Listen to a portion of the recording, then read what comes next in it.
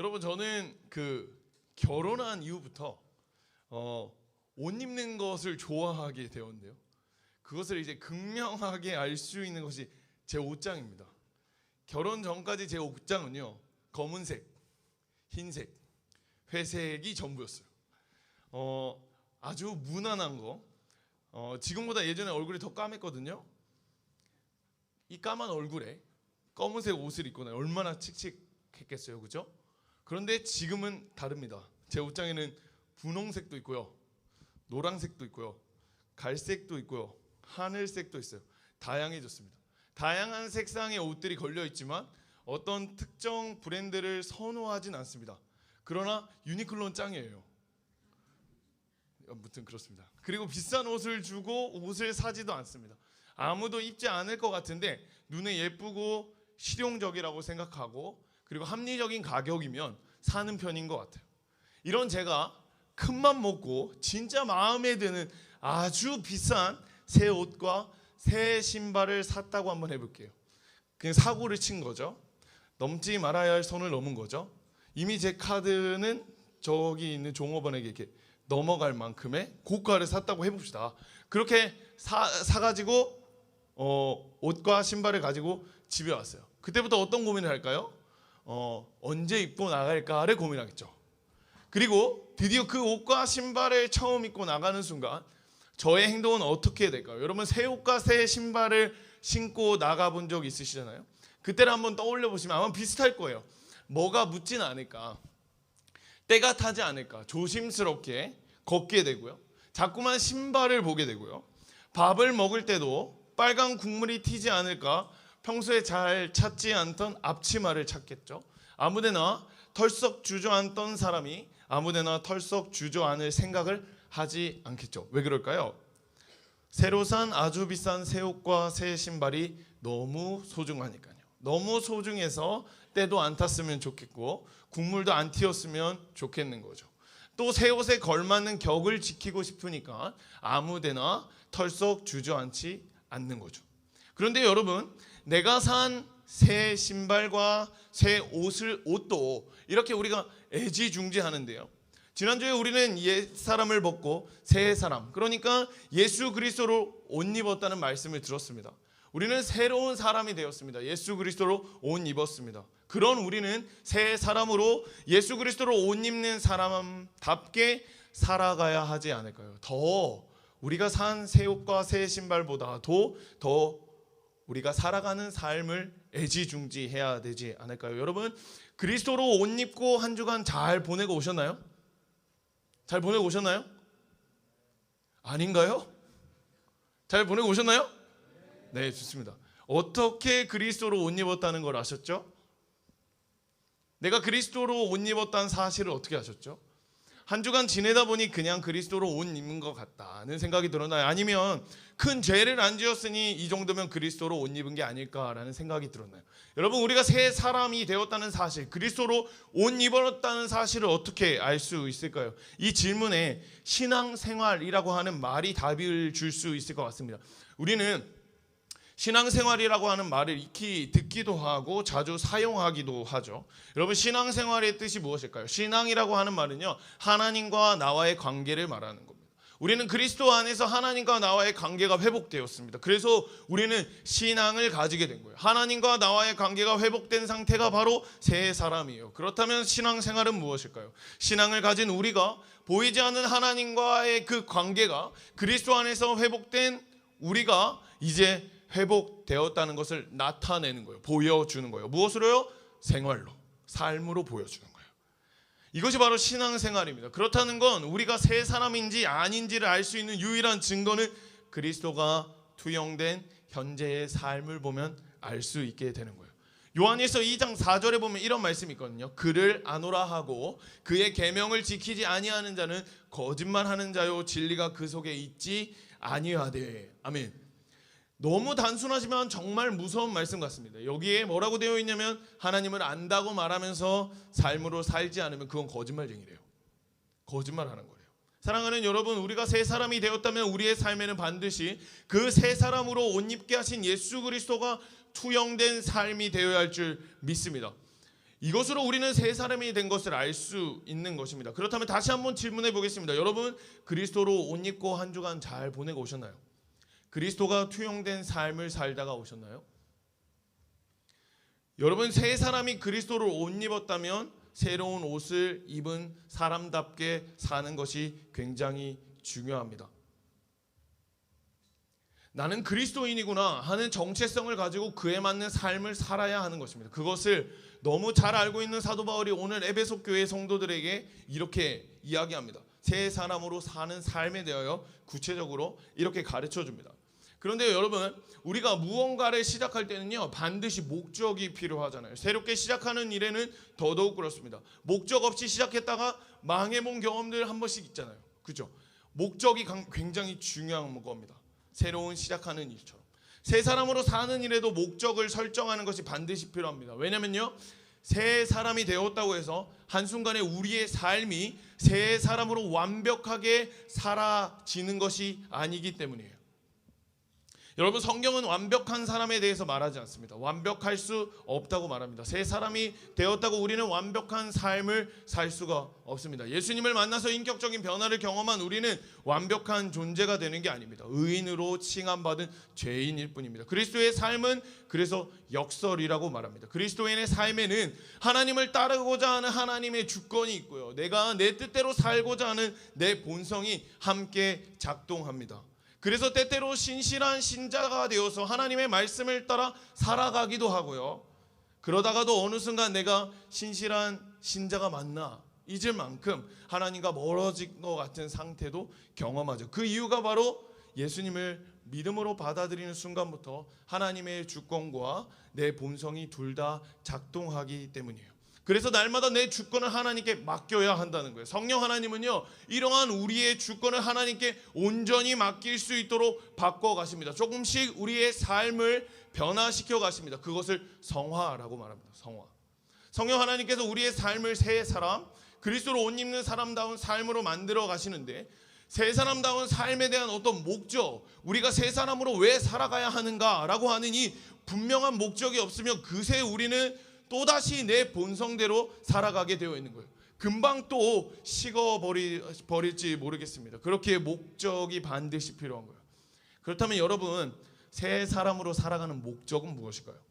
25절에 보면 사도 바울이 이렇게 말합니다. 그런즉 거짓을 버리고 각각 그 이웃과 더불어 참된 것을 말하라. 이는 우리가 서로 지체가 됨이라.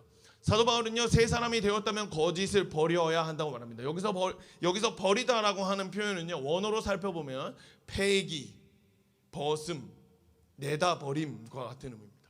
거짓은 옛 사람입니다. 우리는 옛 사람을 버려야 합니다. 왜냐하면 옛 사람을 버려야 자유롭게 하나님을 향한 의로움으로 살 수 있기 때문이에요.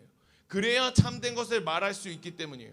사도 바울이 말하는 참된 것은요, 진리입니다. 에베소서 4장 21절에 보면 진리가 예수 안에 있는 것 같이라고 말하거든요. 그러니까 한마디로 거짓을 버려야, 옛사람을 버려야 우리는 예수 안에 있는 진리, 그 새 사람으로 사는 일이 자유로워지는 거예요. 그런데 25절에 진리를 말하는 일을 누구와 더불어 한다고 말하냐면 이웃과 더불어 한다고 말합니다. 그리고 우리가 서로 지체가 된다고 말해요. 나도 새 사람으로 살고 내 옆에 있는 이 사람도 새 사람으로 살아요. 그렇게 살아가는 사람들이 서로 한 몸을 이루는 지체래요. 그리스도의 몸된 교회라는 거예요. 여러분, 우리는 여기서 새 사람이라고, 새 사람으로 살아가는 목적이 나라는 존재가 하나님 앞에 꽤 괜찮은 신앙인이 되는 것, 남들보다 더 큰 영적 유익을 누리는 것이 아니라는 사실을 깨닫게 됩니다. 새 사람으로 살아가는 삶은 궁극적으로 교회를 향해야 되는 거예요. 교회를 통해서 우리는 참된 것, 진리를 선포하게 되는 것입니다. 이것이 바로 새 사람으로 살아가는 목적입니다. 이것을 잊어서는 안 됩니다. 사랑하는 청년 여러분, 하나님께서 우리를 새 사람으로 부르신 목적은 우리 한 사람 한 사람이 새 사람으로 살아가는 진짜 교회가 되어서 세상 가운데 진리를 선포하는 것인 줄 믿습니다. 우리의 삶은 진리를 말하는 삶이 되어야 하는 것입니다. 이것이 목적입니다. 그렇다면 진리를 말하는 삶은 구체적으로 어떤 삶이라고 바울은 말할까요? 25절과 32절에서는 세 가지를 말해줍니다. 이제 세 가지를 살펴볼 텐데, 진리를 말하는 삶의 첫 번째 모습은요, 분내지 않은 것입니다. 26절과 27절인데요, 이렇게 되어 있습니다. 분을 내어도 죄를 짓지 말며 해가 지도록 분을 품지 말고 마귀에게 틈을 주지 말라. 아멘. 여러분, 평소에 화를 좀 잘 내시는 분 계신가요? 성격상 화가 좀 많으신 분들 계신가요? 사도 바울은 말합니다. 분을 내어도 죄를 짓지 말아라. 분은요, 화를 내는 거고요, 그러니까 분노하는 거를 말하는 거예요. 그런데 평소에 화나 분노를 자주 내시는 분들은 잘 들으셔야 되는데, 여기 말씀을 보면서 분을 내어도 죄를 짓지 말며, 이 말은 분을 내어도 죄만 안 지으면 되는 거야, 분을 낼 수 있는 거잖아 라고 생각하시면 안 되는 겁니다. 그런 생각은요, 술을 먹고 취하지 않으면 되잖아, 마시지 말라는 말은 없잖아 라는 오래전부터 흘러내려오는 전설과 같은 문논리와 똑같은 겁니다. 화를 내지 말라고 31절에 말합니다. 분을 버려라, 분냄을 버려라 라고 말합니다. 적당히 화내는 것을 괜찮다는 말이 아닙니다. 여러분, 에베소 교회 안에는요, 화를 내지 않는 것이 굉장히 중요했습니다.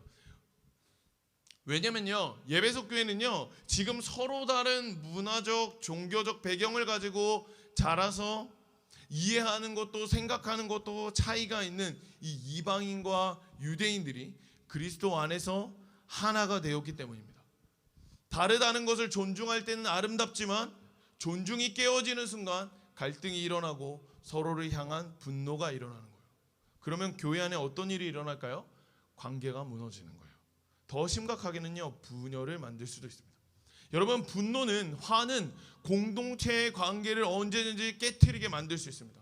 잘 지내는 사이여도 내가 낸 화 때문에, 내가 놓은 분노 때문에 그 관계가 멀어질 수 있습니다. 그래서 분을 내서는 안 되는 거예요. 특별히 죄에 해당하는 분노를 내서는 안 되는 것입니다. 그게 무엇일까요?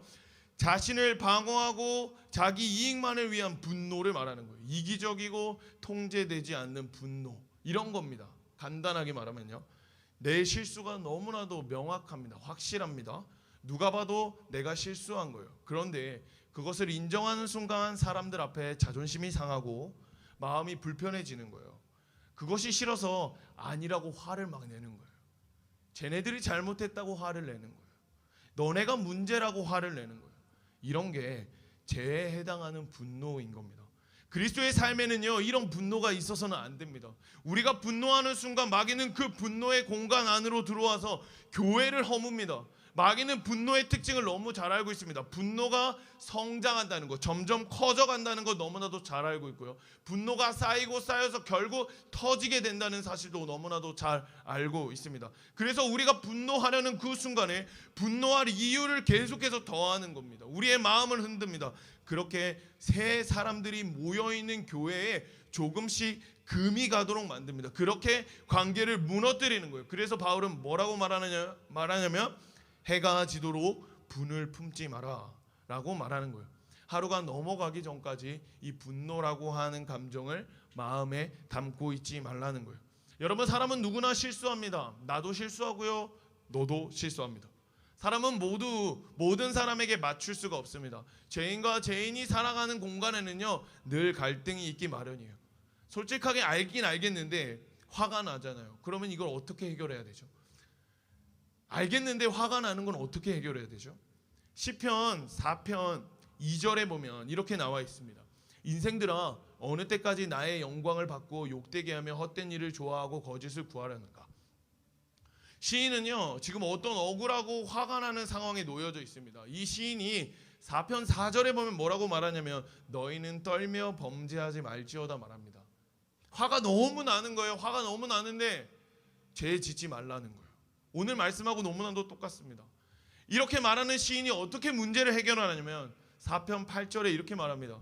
내가 평안히 눕고 자기도 하리니 나를 안전히 살게 하시는 이는 오직 여호와이시니이다. 마음이 평온해졌는데 누구 때문에 평온해졌어요? 여호와 하나님 때문에 평온했어요.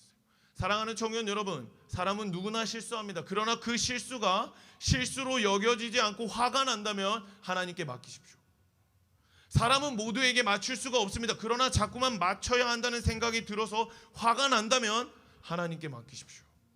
하나님께 맡길 때 우리 안에 평안이 찾아올 줄 믿습니다. 우리의 일상 가운데 분노와 화를 품게 하는 상황 속에서도 다른 대상에게 쏟아내기보다 그 순간 하나님께 맡겨드리며 나아갈 때 우리를 통해서 진리가 선포되게 될 줄 믿습니다. 진리를 말하는 삶의 두 번째 모습은요, 도둑질하지 말라는 거예요.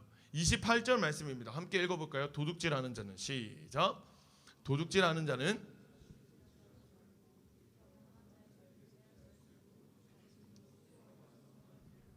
사도 바울은 도둑질을 하지 말라고 말합니다. 여기 도둑질은 진짜 훔치는 거예요. 목사님, 저는 태어나서 한 번도 도둑질을 한 적이 없는데요. 네, 맞습니다. 저도 한 번도 해본 적이 없습니다. 해본 적이 없어요. 그러나 우리는 도둑질을 실제로 하지 않지만 늘 훔치고 싶은 유혹 앞에 있습니다. 가지고 싶은 마음이 있습니다. 이것은 비단 물건만을 의미하는 것이 아닙니다. 사람의 마음도, 인기도, 성적도 늘 가지고 싶은 마음이 우리 안에 있습니다. 저것만 있으면 되는데, 저 사랑만 있으면 되는데, 저 인기만 내가 가지면 되는데, 이처럼 우리에게는 늘 훔치고 싶은 유혹도 가지고 싶은 마음도 드는 거예요. 사도 바울은요, 이걸 알고 있었던 거예요. 여러분, 그 마음을 잘 한번 들여다보십시오. 무엇이 있습니까? 이기심이 있습니다. 도둑질은요, 훔치고 싶은 마음은 이기심으로부터 시작되는 겁니다. 자기만을 생각하는 마음. 그러니까 도둑질하지 말라는 말의 핵심에는요, 이기심이 있는 거예요. 이기주의. 새 사람이 되었다면 이제는 이 이기심을 가지고 살지 말라는 것입니다. 1세기 당시에 에베소 지역에는요, 일용직이나 노예들이 너무나도 많았습니다. 그런 사람들이 너무나도 많았습니다. 에베소 지역의 일용직과 노동자들, 그리고 노예 계층들은요, 생계를 유지하는 것이 너무나도 어려웠습니다. 그래서 무엇을 했냐면 도둑질을 했어요. 도둑질. 그런데 이러한 사람 중에 예수님을 만나서 교회 안으로 들어온 사람들이 있었던 거예요. 그런데 이 사람이 새 사람으로 살기로, 그리스도인으로 살기로 결단했지만 여전히 이 습관을 버리지 못한 채 도둑질을 하는 거예요. 도둑질을 하는 거예요. 에베소에 살아가는 사람들은 그 모습을 보면서 어떻게 느꼈을까요? 예수님을 믿는다고 하면서 저렇게 도둑질을 하나, 저렇게 도둑질을 하나 하는 거예요. 여러분, 우리의 도둑질, 그러니까 이 이기심은요, 진리를 선포하는 일을 막는 것이 될 수 있습니다. 하이퍼 인디비주얼 시대를 살아가는 세상 가운데는 더욱 그렇습니다. 세상은 계속해서 개인주의와 이기심으로 가득합니다. 그런데 그리스도인마저 이기심으로 가득한 삶을 살아간다면 우리를 통해서 진리가 선포되어지지 않는 것입니다. 그렇다면 진리를 선포하려면 어떻게 살아가야 될까요? 사도 바울은 도둑질하지 말고 가난한 자에게 구제할 수 있도록 하라고 이야기합니다. 다시 말하면 이기심을 이타심으로 바꾸라는 말입니다. 그리스도의 삶은 이타적이어야 됩니다. 그것이 선한 일입니다. 선한 일은 곧 하나님을 높이는 일입니다. 우리는 이타적인 삶을 통해서 하나님을 높일 수 있습니다. 개인주의, 이기주의로 가득한 요즘 그 세상 가운데 이타적으로 살아가는 우리가 그 사람들이 볼 때는 다르게 보이는 거예요. 그리스도인이 자신과 가족의 기본적인 필요를 채우고 남도록, 그 채우고 남을 만큼 버는 것은 그만큼 베풀기 위해서입니다. 우리의 삶은 하나님과 이웃을 섬기는 수단이 되어야 합니다. 남들이 다 자신을 위해서 살 때 풍족하지 않아도 내 것을 내어줄 수 있는 삶을 가지고 살아갈 때 우리는 진리를 선포하는 사람이 될 줄 믿습니다. 저는요, 이 모습을 어디서 봤냐면 이번에 샌미프리 사역을 하면서 보게 됐습니다. 저도 대학교 시절을 보냈을 거 아니에요, 그죠? 제가 대학교 시절 다닐 때 한 달의 용돈이 10만 원이었어요. 10만 원. 가정이 그렇게 풍요롭지 않아서 10만 원 가지고 살았어요. 그런데 그러면서 이제 대학교 생활을 허리띠를 이렇게 졸라매면서 살았죠. 그런 기억들이 있으니까 저에게는 대학생은 돈이 많이 없는 사람이라는 인식이 있어요. 그런데 이번 사역들을 하면서 학생들이 돈이 없을 텐데 어떻게 이렇게 많은 헌금을 했을까라고 하는 생각이 했습니다. 그 모습을 보는데 너무나 큰 감동을 받았어요. 무엇보다 청년들이 조금씩 모아서 이 낸 헌금이 선교사님에게 전달됐는데 선교사님 너무 큰 감동을 받으셨어요. 저를 통해서 대단하다는 말씀하셨습니다. 어떻게 이렇게 섬길 수 있느냐 이야기했습니다. 이 귀한 재정을 어떻게 써야 할지 너무 고민이 크고 어떻게 해야 될까 생각하시다가 기도하셨대요. 새벽 기도도 나가셨대요. 그리고 어느 정도 윤곽이 잡혔습니다. 이 레바논 난민 중에 50가정에게 기저귀와 유아용품, 신생아 용품을 보내기로 하나님이 마음을 주셔서 그렇게 하기로 결정했대요. 여러분의 본인 헌금이, 그 섬김이 선교사님의 마음을 움직였습니다. 하나님께 나아가 엎드리게 했습니다. 이 은혜는 반드시 누군가에게 흘러갈 거예요. 그러면 그 섬김을 받은 사람은 선물만 받고 땡 할까요? 그런 사람들도 물론 있겠죠. 그러나 50가정 중에 누군가 한 가정이라도 어떻게 나에게 이렇게 해줄 수 있는가? 저 사람은 누구이기에 나한테 이렇게 해줄 수 있는가? 라고 하는 질문, 라고 하는 생각을 하게 된다면 이 사역 통해서 우리는 그리스도의 이름을 드러나게 하는 거죠. 진리를 선포하는 것이죠. 선포하는 것이죠. 여러분, 이것이 이기심이 아니라 이타심으로 살아가는 삶의 모습인 줄 믿습니다. 사랑하는 청년 여러분, 눈을 들어 주변을 한번 살펴보십시오. 내 주변에 사회의 이기적인 모습 때문에 사람들의 이기심으로 인해서 어렵고 괴로워하는 이들이 너무나도 많습니다. 아무런 도움을 받지 못할 것 같은 이들을 한번 보십시오. 그리고 그들에게 다가가십시오. 예수님이 우리를 환대하셨듯이 이 이기심으로 가득한 세상을 뚫고 어렵고 괴로워하는 이들을 위로하여 줄 수 있기를 간절히 소망합니다. 아무런 도움을 받지 못하는 이들에게 도움을 줄 수 있는 손길이 우리가 되기를 간절히 소망합니다. 그들에게 우리의 이타적인 삶이 곧 진리의 말씀과 같이 다가가게 될 줄 믿습니다. 여러분, 진리의 말씀으로 살아가는 삶의 세 번째 모습은요, 더러운 말을 하지 않는 거예요. 29절 말씀인데요, 제가 읽겠습니다. 무릇 더러운 말은 너희 입 밖에 내지 말고 오직 덕을 세우되 소용되는 대로 선한 말을 하여 듣는 자들에게 은혜를 끼치게 하라. 더러운 말을 너희 입 밖에 내지 말라고 합니다. 여기서 더럽은이라는 이 말의 원어를 살펴보면요, 부패하거나 악취가 나는 것을 말합니다. 이 표현을 특히 상한 음식을 가리키는 데 자주 사용하는 단어입니다. 사도 바울은 더러운 말이라고 합니다. 더러운 말은요, 부패한 말입니다. 악취가 나는 말입니다. 여러분, 상한 음식을 먹었다고 한번 생각해 봅시다. 먹기 전부터 고역이에요. 냄새가 나거든요. 그럼 먹으면 어떻게 될까요? 몸에 이상이 생기기 시작합니다. 더러운 말도 마찬가지인 겁니다.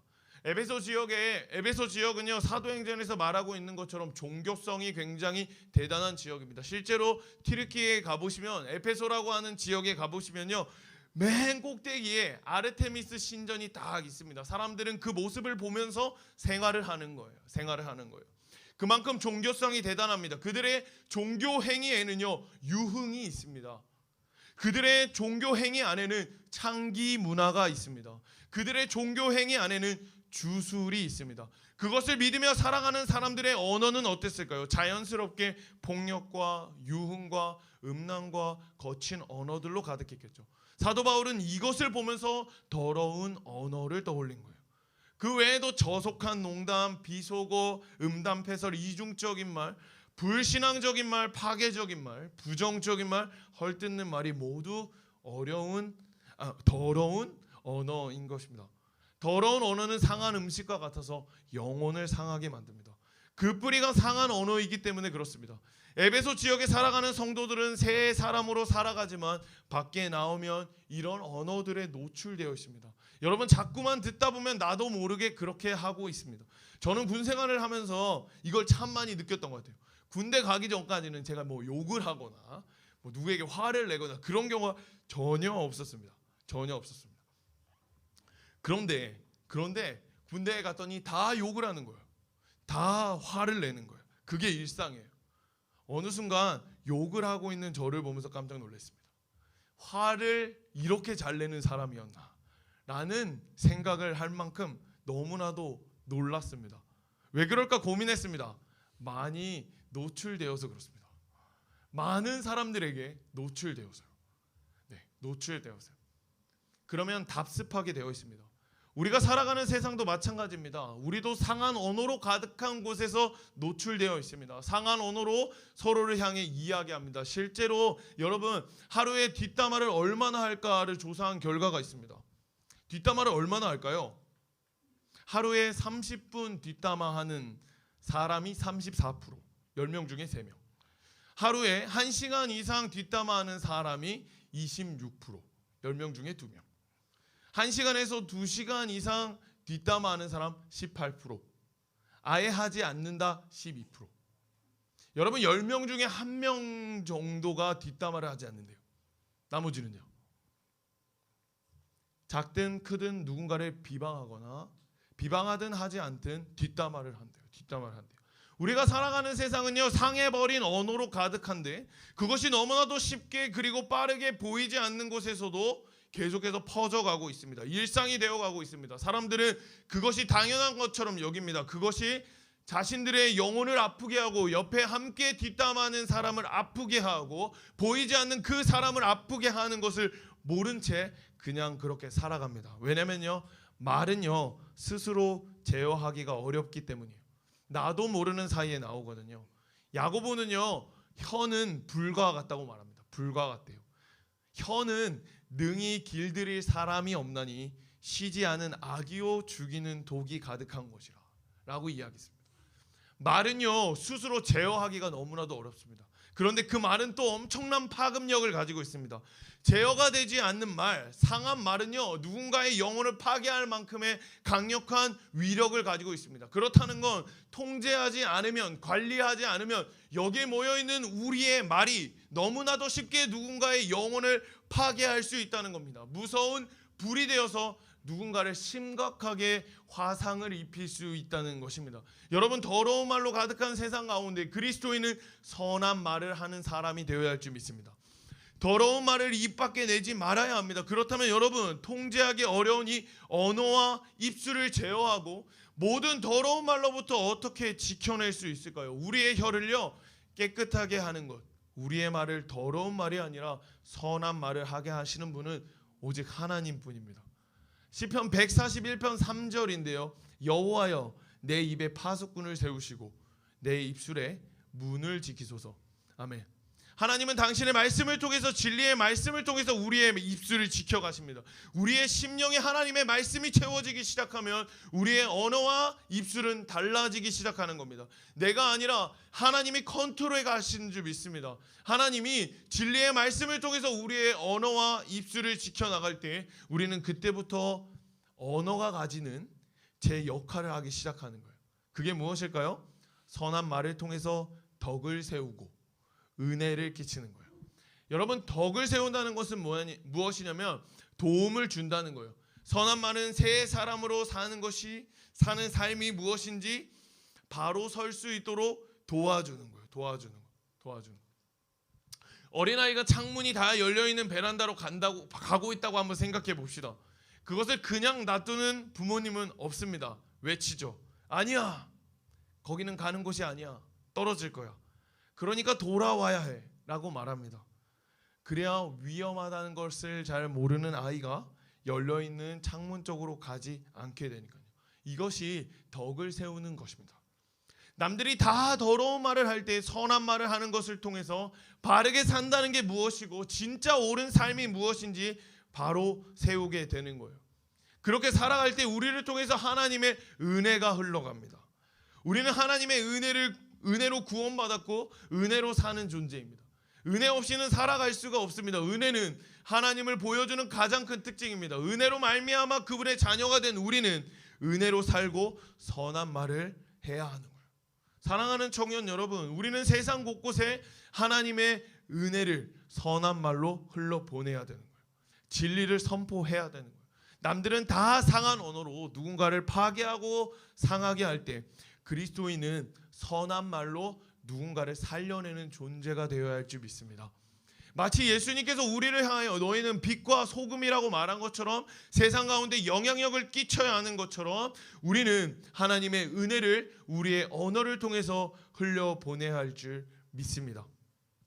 여러분, 사도 바울은 새 사람을 입었다면 분내지 말고 도둑질하지 말고 더러운 말을 하는 것을 멈추라고 말합니다. 이것을 통해서 교회인 우리가 진리를 선포해야 된다고 말합니다. 참된 말을 선포해야 된다고 말합니다. 그런데 만약 우리가 그렇게 하지 않으면 어떻게 될까요? 30절 말씀인데요. 함께 읽겠습니다. 하나님의 성령을 시작. 성령을 근심하게 하지 말라. 그 안에 너희가 구원의 날까지 인치심을 받았느니라. 아멘. 그렇게 살아가지 않으면요, 하나님의 성령은 근심하신대요. 근심하다는 건 깊은 슬픔, 애통을 말하는 거예요. 그러니까 우리가 새 사람다운 삶을 살아가지 않으면, 우리의 삶을 통해서 진리가 선포되어지지 않을 때 성령 하나님은 슬퍼하신대요. 하나님의 자녀들이 새 사람의 삶을 선택하지 않을 때 하나님은 슬퍼하신대요. 그런데요, 여러분, 우리는 성령 하나님을 근심하게 할 자격이 없습니다. 신자인 우리는 스스로 성령 하나님을 근심하게 할 자격이 결코 없어요. 왜냐하면 우리의 삶이 성령 하나님으로부터 보증되었기 때문이에요. 그러니까 성령 하나님께서 우리 안에 거하시고 입주하심으로 말미암아 우리가 하나님의 자녀가 된 것이 성립되는 것이기 때문에 우리는 성령 하나님을 근심하게 할 자격이 없는 거예요. 더 나아가 성령은 우리를 위하여 많은 일들을 하십니다. 가르치시고 깨닫게 하시고 생각나게 하십니다. 거하실 뿐 아니라 우리가 하나님의 자녀가 되는 삶을 살아가기 위해서 성령 하나님은 지금도 노력하고 계십니다. 그렇게 지금의 우리가 된 것입니다. 우리는 성령 하나님이 없으면 살아갈 수가 없는 존재입니다. 그렇게 감사하는 마음으로 우리는 새 사람의 삶을 살아가야 하는 것입니다. 여러분, 이제 말씀을 다 마칩니다. 여러분, 새 사람은 그리스도로 옷 입었기에 그에 맞는 격을 갖추며 사는 거예요. 새 옷을 사고 이전에 내가 했던 대로 살지 않게 되는 것처럼 우리가 새 사람으로 살아갈 때 우리 각 사람을 통해서 교회가 세워지고 그 교회를 통해서 진리가 선포될 줄 믿습니다. 하나님은 여러분을 그 영광스러운 삶으로 초대하셨습니다. 그리스도인은 진리를 온몸으로 품고 세상 속에서 살아가면서 세상을 변화시키는 존재가 되어야 합니다. 남들이 불의한 분노를 낼 때 의를 위하여 분노하고 세상이 자신만을 위하여 살아갈 때 소외받고 어려운 이웃들에게 찾아가고 부패와 상한 말로 가득할 때 선한 말로 은혜를 끼치는 존재로 살아가면서 진리를 선포하는 여러분이 될 수 있기를 주님의 이름으로 축원합니다.